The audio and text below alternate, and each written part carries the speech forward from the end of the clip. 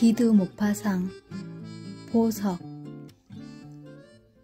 랑텐 씨는 계장의 집 저녁 모임에서 그 아가씨를 만난 순간 그물에 걸리듯 사랑에 사로잡혔다. 그녀는 몇 년 전에 사망한 지방 세무관리의 딸이었다. 아버지가 죽은 후 어머니와 함께 파리에 왔는데 어머니는 딸을 결혼시킬 마음에 지역의 중산층 가족 몇몇을 자주 만나고 있었다. 모녀는 가난했지만 품이 있고 온화했다. 딸은 현명한 젊은이라면 누구나 인생을 맡기고 싶다는 생각을 할 정도로 정숙한 여자의 완벽한 표본이었다. 수수한 미모는 천사 같은 청순한 매력을 지니고 있었고 입술에 머금은 미소는 그녀의 마음을 나타내는 것 같았다. 모두들 그녀를 칭찬했고 누구나 입을 모아 이렇게 말했다. 그녀를 데려가는 남자는 복도 많지. 그녀보다 훌륭한 여자는 없을 거야. 당시 연봉 3,500프랑을 받는 내무부의 선임석이었던 랑탱 씨는 그녀에게 청혼하여 곧 결혼했다. 결혼 생활은 이루 말할 수 없이 행복했다. 아내가 어찌나 능숙하고 알뜰하게 살림을 잘하는지 마치 사치스러운 생활을 하는 것처럼 보였다. 남편에게 온갖 친절과 배려를 아끼지 않았고 애교도 많았다. 만난 지 6년이 지났지만 랑탱 씨는 신혼 때보다 더 아내를 사랑하고 있었다. 그가 아내를 못마땅하게 여긴 점은 극장과 모조 보석을 좋아하는 단 2가지 취향뿐이었다. 아내의 친구들은 언제나 인기 있는 연극, 그것도 초연의 특등석 표를 얻어주었다. 그러면 그녀는 좋아하든 말든 남편을 극장에 끌고 갔는데 하루 종일 일한 랑탱 씨에게는 몹시 피곤한 일이었다. 결국 그는 나중에 그녀를 집에 데려다 줄 수 있는 다른 부인과 극장에 다녀와 달라고 애원했다. 그녀는 그런 행동이 별로 바람직하지 않다고 여겨 오랫동안 거절하다가 마침내 호의를 베풀어 남편의 뜻을 따르기로 결심했다. 랑탱 씨는 아내에게 무척 고마웠다. 극장에 가는 취미 때문에 곧 그녀는 몸치장을 하고 싶다는 욕구를 느꼈다. 사실 치장은 아주 간단했다. 항상 세련되었으면서도 수수했다. 소박한 옷차림은 온화함과 공손하게 미소 짓는 거부할 수 없는 매력에 새로운 아름다움을 더해주는 듯 했다. 하지만 그녀에게 다이아몬드처럼 보이는 커다란 라인산 수정 귀걸이를 하는 습관이 생겼다. 여기에 가짜 진주 목걸이와 모조 금팔찌를 하고 천연 보석을 본뜬 유리 세공품이 잔뜩 달린 장식빗도 머리에 꽂았다. 조잡한 모조 보석에 대한 아내의 애착에 다소 기분이 상한 남편은 종종 이렇게 말했다. 여보, 진짜 보석을 살 수 없다면 자기가 가진 아름다움과 매력만으로 치장하는 거야. 사실 그게 바로 가장 귀중한 보석이지. 그러나 그녀는 부드럽게 미소 지으며 말했다. 어때서요? 난 이게 좋은 거려. 물론 나쁜 취미죠. 당신 말이 옳다는 거 나도 알아요. 하지만 고쳐지지 않아요. 난 보석이 정말 좋거든요. 그리고 구슬 단면이 반짝거리도록 진주 목걸이를 손가락 사이로 굴리면서 계속 말했다. 자, 얼마나 잘 만들어졌는지 봐요. 다들 진짜인 줄 알 거예요. 남편은 웃으며 말했다. 당신은 집시 같은 취미를 가졌군. 가끔씩 저녁에 단둘이 난로가에 앉아있을 때면 그녀는 랑탱 씨가 싸구려 상품이라고 부르는 물건들이 담긴 모로코 가죽 상자를 가져와 차 마시는 탁자 위에 놓았다. 그런 다음 마치 뭔가 은밀하고 광렬한 쾌락을 맛보는 듯이 열정적이고 주의 깊게 인조 보석들을 관찰하기 시작했다. 막무가내로 남편 목에 목걸이 하나를 걸어준 후 한껏 웃음을 터뜨리며 소리쳤다. 당신 너무 우스워요. 그러고는 남편 품에 뛰어들어 미친 듯이 입을 맞추었다. 어느 겨울밤 그녀는 오페라 극장에 갔다가 추위로 온몸을 떨며 돌아왔다.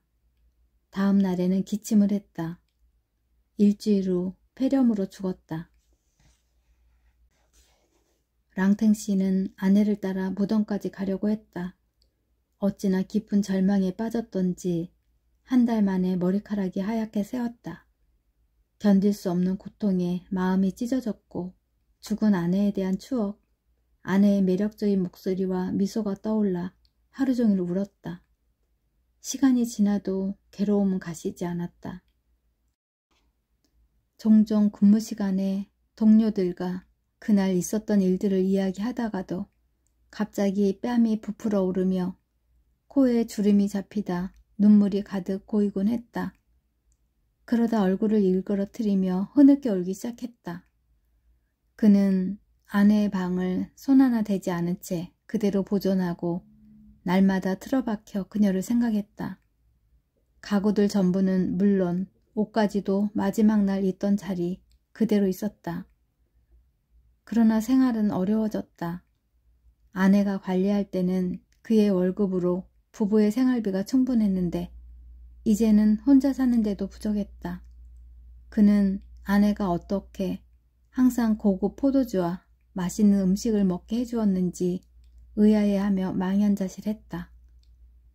보잘것없는 수입으로는 이제 더 이상 그런 것을 마련할 수 없었다. 그는 빚을 지며 그날그날 궁여지책으로 먹고 사는 사람들처럼 돈을 구하러 다녔다.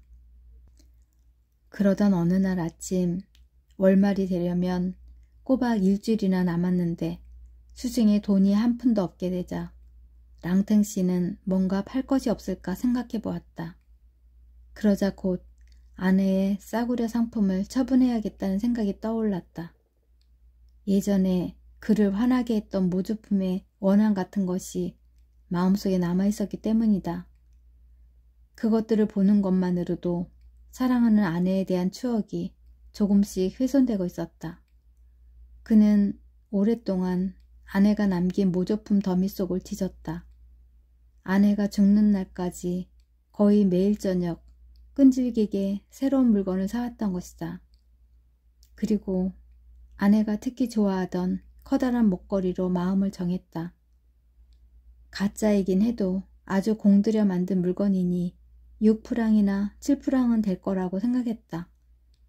그는 목걸이를 주머니에 넣고 믿을 만한 보석 상점을 찾으며 대로를 따라 직장이 있는 곳으로 걸어갔다. 마침내 상점이 하나 보였다. 랑탱 씨는 궁핍함을 드러내며 몇 푼 되지도 않을 물건을 팔려고 하는데 수치심을 느끼며 안으로 들어갔다. 그가 보석상 주인에게 말했다. 주인장, 이 목걸이 값이 얼마나 될지 알고 싶은데요. 보석상 주인은 물건을 받아 살펴보았다. 뒤집어보고 손으로 무게를 가늠해보고 돋보기로 들여다보고 점원을 불러 아주 나지막한 소리로 이야기를 하기도 했다. 그리고 목걸이를 계산대 위에 올려놓더니 미적 가치를 더 잘 감정하려는 듯 멀찍이 떨어져서 바라보았다. 이 모든 번거로운 절차에 거북해진 랑탱 씨가 입을 열었다. 아, 얼마 안 된다는 거 잘 압니다. 그때 보석상 주인이 말했다. 손님, 값이 12,000프랑에서 15,000프랑까지 나가겠는데요. 하지만 출처를 확실히 밝혀주셔야만 제가 살 수 있습니다. 호라비 랑탱 씨는 영문을 모른 채 눈을 크게 뜨고 멍하니 있었다. 드디어 그가 더듬거리며 말했다. 뭐라고요? 그게 확실합니까? 보석상은 그가 놀라는 모습을 오해하여 무뚝뚝한 말투로 말했다. 더 준다는 곳이 있는지 다른 데 가서 물어보세요. 저는 15,000프랑 이상은 드릴 수 없습니다. 더 나은 곳을 못 찾으면 다시 오세요. 랑탱 씨는 완전히 넋이 나가서 목걸이를 집어들고 밖으로 나왔다. 혼자서 생각을 좀 해볼 필요가 있겠다는 막연한 느낌 때문이었다. 그러나 거리로 나오자마자 터져 나오는 웃음을 참지 못하고 이렇게 생각했다. 바보, 바보 같으니. 그런 바보의 말을 믿다니. 가짜와 진짜도 구별할 줄 모르는 보석상이 다 있군. 그는 라페 거리 입구에 있는 다른 상점으로 들어갔다. 보석상이 목걸이를 보자마자 소리쳤다. 아, 네, 이 목걸이 잘 알아요. 우리 상점 물건이거든요. 랑탱 씨는 몹시 당황하며 물었다. 얼마나 받을 수 있습니까? 손님, 저는 25,000프랑에 팔았습니다. 규정에 따라야 하니까 어떻게 이 물건을 소지하게 되었는지 말씀해 주시면 18,000프랑에 다시 사겠습니다. 이번에 랑탱 씨는 너무 놀라서 꼼짝도 하지 못하다 그대로 주저앉았다. 그가 다시 말했다. 아니, 이럴 수가. 주의 깊게 잘 좀 살펴보세요. 저는 지금까지 그게 가짜라고 알고 있었는데요. 보석상이 다시 말했다. 성함을 말씀해 주시겠습니까, 손님? 네, 제 이름은 랑탱입니다. 내무부 직원이고 마르티르 거리 16번지에 살고 있습니다. 상인은 장부를 열어 찾아보더니 이렇게 말했다. 정말이군요. 이 목걸이는 1876년 7월 20일 마르티르 거리 16번지 랑탱 부인 앞으로 발송된 것이군요. 두 사람의 눈이 마주쳤다. 랑탱 씨는 놀라서 어안이 벙벙했고 보석상은 그가 도둑이 아닌지 의심했다. 보석상이 다시 말했다. 이 물건을 하루 동안만 제게 맡겨놓으시겠습니까? 인수증은 써드리겠습니다. 랑탱 씨는 우물우물 말했다. 네, 그러세요. 그리고 인수증을 접어 주머니에 넣으며 밖으로 나왔다. 그는 길 건너편으로 거슬러 올라갔다. 그러다 길을 잘못 든 것을 깨닫고 틸르리 궁전으로 다시 내려가서 센강을 건너갔다. 그러다 또 길이 틀린 것을 깨닫고 딱히 생각한 것도 없이 무작정 상젤리제로 다시 돌아왔다. 이치를 따져보고 이해해 보려고 했었다. 아내는 이렇게 값비싼 물건을 살 돈이 없었다. 절대로. 그렇다면 이건 선물이다. 선물. 누구의 선물이지? 왜? 그는 걸음을 멈추고 길 한복판에 서 있었다. 끔찍한 의심이 스쳐 지나갔다. 아내가. 그렇다면 다른 보석들도 모두 다른 이의 선물이었단 말인가? 땅이 뒤흔들리고 눈앞의 나무가 쓰러지는 것 같았다. 랑탱 씨는 팔을 벌린 채 의식을 잃고 쓰러졌다. 그가 다시 정신을 차린 곳은 약국이었다. 행인들이 약국으로 데려다 놓은 모양이었다. 그는 집으로 돌아가 그대로 틀어박혔다. 랑탱 씨는 소리를 내지 않으려고 손수건을 깨물면서 밤늦게까지 미친 사람처럼 울었다. 그러고는 피곤과 슬픔에 짓눌린 채 잠자리에 들어 깊은 잠에 빠졌다. 햇살에 잠이 깬 그는 출근을 하려고 천천히 일어났다. 그런 충격을 겪은 후라 일을 하기 힘들었다. 결국 핑곗거리를 생각하고 과장에게 편지를 썼다. 그리고 보석상에 다시 가야 한다는 생각이 들자 수치심에 얼굴이 붉어졌다. 그는 오랫동안 생각에 잠겨 있었다. 그렇지만 목걸이를 보석상에 그대로 둘 수는 없었다. 옷을 입고 밖으로 나갔다. 날씨는 화창했고 도시 위로 푸른 하늘이 펼쳐졌다. 한가로이 산책하는 사람들이 주머니에 손을 넣은 채 걷고 있었다. 지나가는 사람들을 바라보면서 랑탱 씨는 생각했다. 재산이 있으면 얼마나 행복할까. 돈이 있으면 슬픔도 털어버릴 수 있고 원하는 곳은 어디든 갈 수 있고 여행도 하고 기분 전환도 할 수 있다. 내게도 돈이 있다면. 그는 허기를 느꼈다. 이틀 전부터 식사를 하지 못한 것이다. 하지만 주머니는 텅 비어 있었다. 목걸이가 다시 생각났다. 18,000프랑이라. 18,000프랑. 그것은 엄청난 액수였다. 라페 거리에 이르자 보석상 맞은편의 인도를 이리저리 서성거리기 시작했다. 18,000프랑. 수도 없이 안으로 들어가려 했지만 매번 수치심에 발목을 잡았다. 그렇지만 배가 고팠다. 배가 너무 고팠고 돈은 한 푼도 없었다. 랑탱씨는 돌연 결심을 굳히고 생각할 여지를 남기지 않으려고 뛰어서 길을 건넜다. 그런 다음 보석상 안으로 급히 들어갔다. 상인은 그를 보자마자 친절히 맞이했고 공손하게 미소 지으며 의자를 내놓았다. 점원들도 나와서 곁눈질로 바라보았다. 그들의 눈과 입술에 즐거워하는 기색이 역력했다. 보석상이 말했다. 조회를 해보았습니다, 손님. 손님께서 여전히 같은 생각이시라면 제가 제안한 금액을 지불해 드리겠습니다. 랑탱씨가 우물쭈물 말했다. 물론이죠.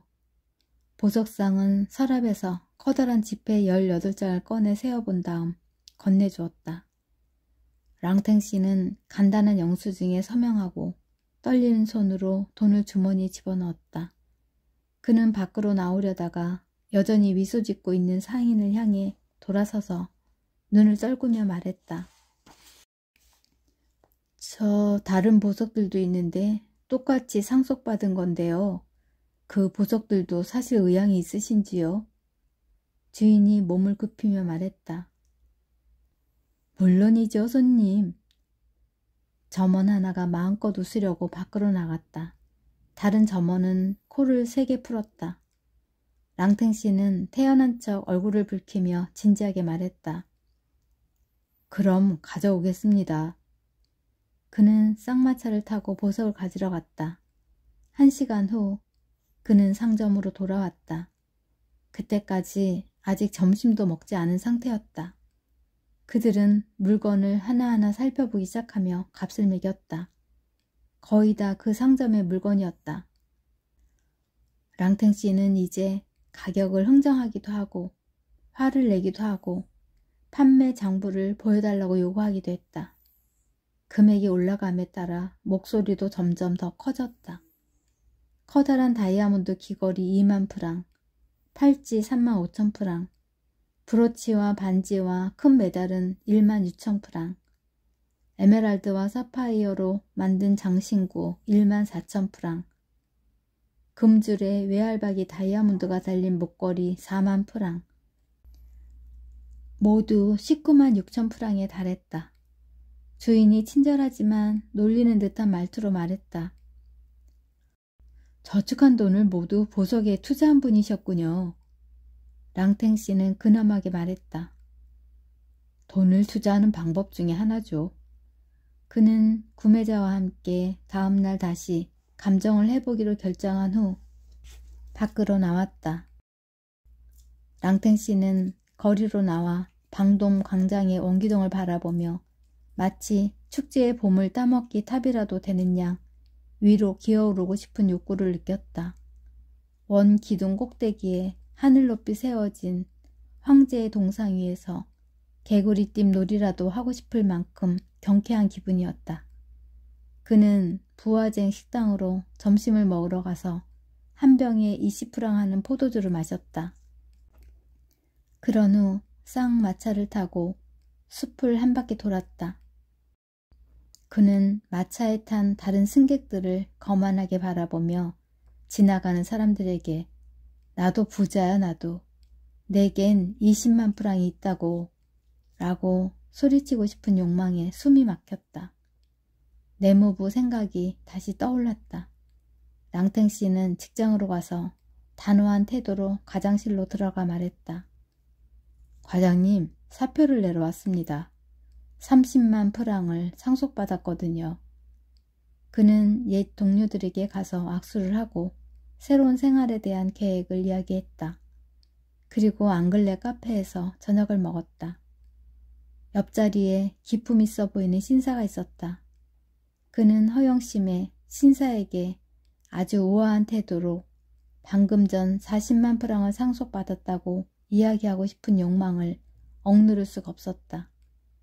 생애 처음으로 랑탱 씨는 극장에서 지루함을 느끼지 않았고 여자들과 함께 밤을 보냈다. 6개월 후 그는 재혼했다. 두 번째 아내는 매우 정숙했지만 까다로운 사람이었다. 그녀는 남편을 많이 괴롭혔다.